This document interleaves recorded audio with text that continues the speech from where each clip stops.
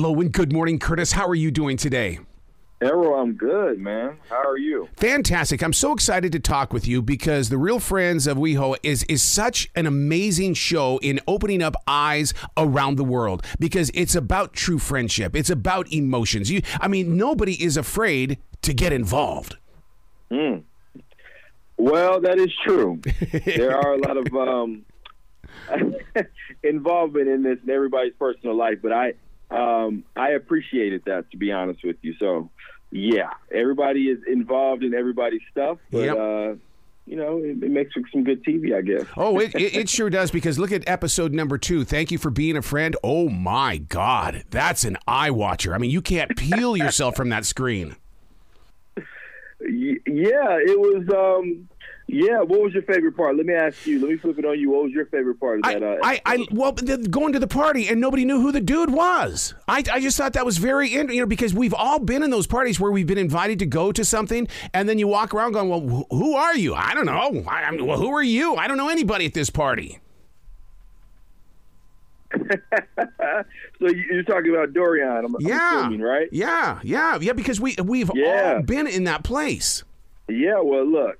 So I feel like you kind of related to Dorión, and I did too. Watching it back, I will say, and I even told Joey during the real time, like, I was like, man, you can't, as you watch, but I think that from that moment on, not to give away, I think that you're going to see that Joey's going to learn about his behavior from that particular party, and not everybody is comfortable in new spaces like that. So I love that, to see that you kind of noticed that, because also a lot of people probably felt Dorión was wrong. So it's good to hear your perspective. Well, I'll tell you one of the things that really got inside my soul, and it really does open up my heart in the way that when it's spoken about that when a gay man is scorned, that shatters me, because it's like, wait, why? Oh my God! Because it's one of those things where the show put it out there in the open for open discussion for us on this side of the flat screen. Yeah, man. I mean, look, we tried to be as real as we could on this show and give, like you said, situations that can start dialogue in our real lives. And I think that was definitely a teachable moment, to not assume how somebody's feeling or assume anything. Just kind of treat everybody with grace and love, and accept everybody for however they are. And if they're not speaking, I feel like more of just, let's go learn about them besides jumping to the point. And I can't say that's happened to me in my real time going to parties before, but I definitely felt Dorión's pain in that, especially that I'm his friend, and I just felt he deserved a little bit more, more of a chance, that night, and that just didn't happen. But I think it was a learning moment on all ends. One of the most beautiful parts of the storyline is that you guys are in West Hollywood, and the world loves West Hollywood, and it's such a place. And I think that you give us the nightlife, you give us the people look. I mean, that it's really, what is it like to film there, to put all of these episodes together? I mean, West Hollywood is it's a special place. Yes, man. People come here to become their most truest selves, the most complete selves, especially if you're queer, and because you will find a sense of community here. You will find something you can relate to, latch on to just ultimately become what you always thought you were, or what you want to become. And I think West Hollywood is, like I said in one of the promos, that it's a macro of what gay culture is in all the world. And I think West Hollywood is just a beautiful place to explore and just, feel so comfortable with so many people that may look like you, talk like you, feel like you.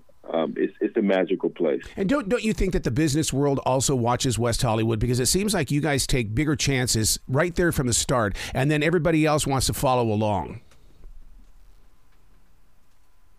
Yeah, I mean, it's Los Angeles, Hollywood, it's all the same thing to me, West Hollywood. I think that there's a lot of culture starts here, and then it kind of just bleeds around because it is LA.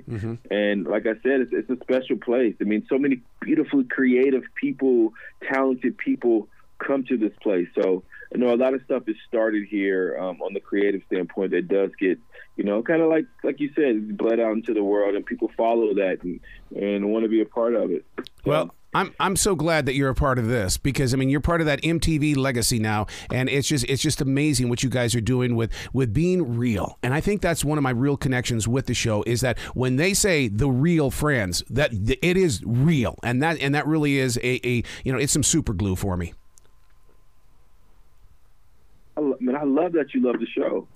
I do. I had somebody on not too long ago that hadn't watched the show, so it's great to hear that you watched it and you're loving it and you're learning things. And that's the goal, and that was the goal for me getting on something like this. I'd never done reality TV before, but ultimately, if you're going to do something like this, hopefully that it does start conversations on the other side of that screen, and people can learn, be entertained, and walk away feeling like they see themselves within us, So yeah, I love that. Curtis, you got to come back to the show anytime in the future. The door is always going to be open for you. Hey, thanks, man. So next time I got something to promote, I'm coming to you. Yeah, you got it. Your energy is like infectious. Well, I love your energy too, bud. I want you to talk about whatever I got going on. All right, let's do it. Well, you be brilliant today, okay, sir? Thanks, Daryl. Have a good one. Thanks for having me on.